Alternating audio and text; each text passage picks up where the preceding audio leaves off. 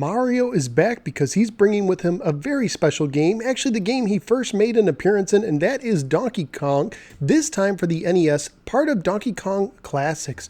And looking at this box art, it looks like Mario's having fun giving Donkey Kong a poor concussion. Well, let's go ahead and take Donkey Kong Classics, put it in my NES, and try out Donkey Kong, see how it holds up today. Let's go to the game.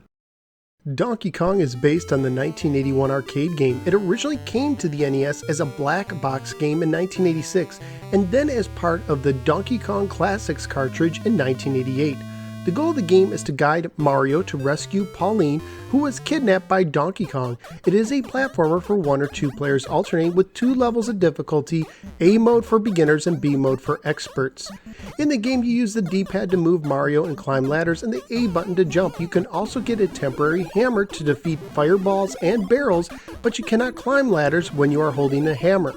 The game contains 3 of the 4 stages from the original arcade game that, unlike the US version of the arcade game, also appear in the same order, looping and increasing in difficulty once you complete all 3 stages. So no matter what, poor Mario never truly rescues Pauline. The first stage has you climbing a set of girders, avoiding barrels and fireballs. The second stage has Donkey Kong throwing springboards you must avoid, elevators to jump off, a pair of fireballs, but it also has Pauline's purse and umbrella, which you can pick up for bonus points. The third stage features appearing fireballs, and it also has 8 rivets or gaps you must jump over in order to send Donkey Kong falling to his doom, at least temporarily. This stage also has 2 more umbrellas and another purse. Seriously, Pauline, how many umbrellas do you need? Perhaps if Mario can't defeat Donkey Kong, maybe the credit card bill will. Beat the stage and the game will loop back to the beginning with increasing difficulty. You get points for picking up the purses and the umbrellas and jumping over enemies, as well as destroying them with a hammer, and for how fast you complete a level. You also get an extra life if you surpass 20,000 points. Graphically speaking, missing from the arcade is Pauline yelling for help in the in-between level graphics, but overall I thought the game did a pretty good job porting the graphics over. The music and sound likewise are pretty good as well. And yes, this is a family-friendly game, unless you consider the repeated concussions Donkey Kong must be getting by falling on his head over and over. On eBay, loose copies of the original black box game go for $30 to $40, while the Donkey Kong Classics game, which includes Donkey Kong Jr., goes for $15 to $20. Complete versions of the black box game were going for $65 to $125, while complete versions of the Classics game was going for $35 to $50.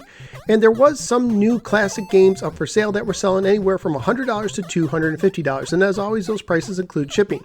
So what did I think of Donkey Kong for the NES? Well, I thought it was good classic fun. It's not perfect. It's missing the Pie Factory stage, and sometimes I got stuck climbing ladders because the game wants you to press straight up until you get off the ladder.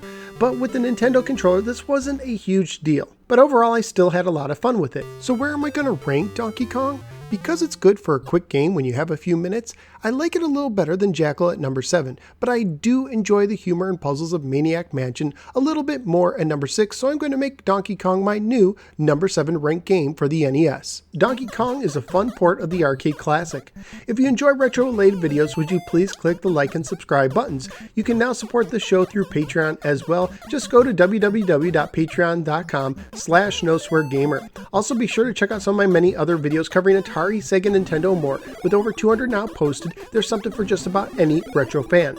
I'm also part of the Retro Junkies Network, where you can find other retro-related podcasts and shows by visiting theretrojunkies.com. Thank you for giving me a little part of your day, and I look forward to seeing you next time on the next episode of the No Swear Gamer. Take care and watch out for those barrels.